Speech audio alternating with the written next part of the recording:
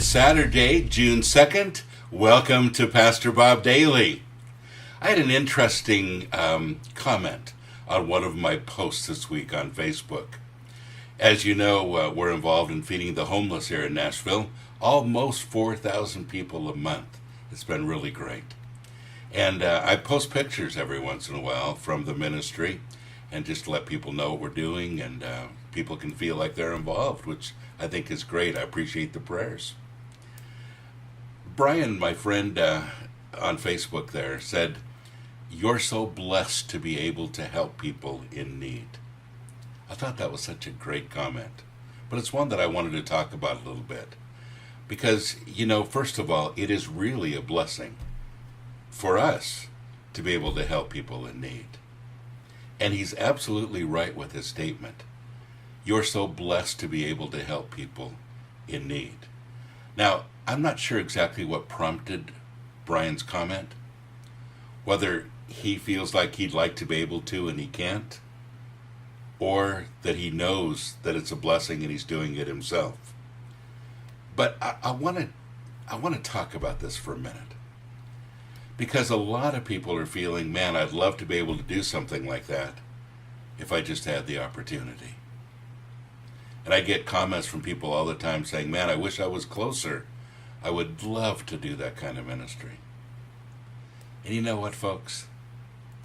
There's ministry all around us, everywhere you look. And the blessing that you're looking for, the blessing that comes from helping others, is right there. Now, there are little things you can do. And honestly, all of these things make a difference. Once in a while in the grocery store, I'll see somebody that I know can't afford what they're trying to buy, and I'll buy it for them. I shop at Aldi quite a bit, and you put 25 cents into the shopping cart, when you go in. And when I come back out, I always find somebody that's coming in and give them the cart and bless them with it.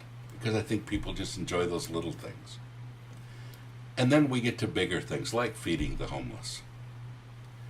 And people say, man, how do you do that? How do you get started? And honestly, and some of you have heard me say this before, but I have a 3-point outline on how to get started. Do you want it? Number 1, find homeless. Number 2, find food. Number 3, feed them. Now, I don't want to sound too simplistic, but it really is just that. I started out with sandwiches. You can do whatever you can do. And folks, there's a lot of stores that are willing to give you their expiring food if you're willing to cook it. You don't have to feed people every day like we do. You can feed once a week, once a month. You can have extra sandwiches in your car for people that you see that might be hungry, or now that it's really hot, extra bottles of water in your car. Man, that helps so much. To be able to bless somebody with a cold bottle of water is huge. What else is in your community? What other things can you do to help? How can you assist somebody? What about that person that lives down the street that's disabled, that could sure use a little bit of help around the house, just fixing things? Whatever it is, folks, it is really a blessing to us to be able to bless other people. And you don't have to wait to join somebody's ministry. Honestly, you don't. You simply get started where you're at. So the first thing I would do if I were you is ask, what do you enjoy doing? Really, what is it? I play the piano, as many of you know.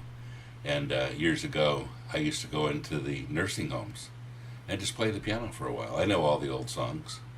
And I'd play, and sometimes I'd lead the old songs that they all know. And we had a really, really good time. And one of the styles of piano that I play is called honky-tonk, rinky-tink, whatever you want to call it. It's an older style, but people love it, especially older people love it. And I just used to go into the nursing homes just by myself and schedule some times and go in and just play. And it was great for them and great for me. There's so many of those little things that you can do. Going in and reading to somebody who can't see very well. Visiting somebody in a nursing home that has very few visitors. What can you do? Folks, you can be blessed. if you simply reach out to people in your community who are in need. And let me tell you, there's a whole lot of them. I hope you find something. God bless you. Have a great day.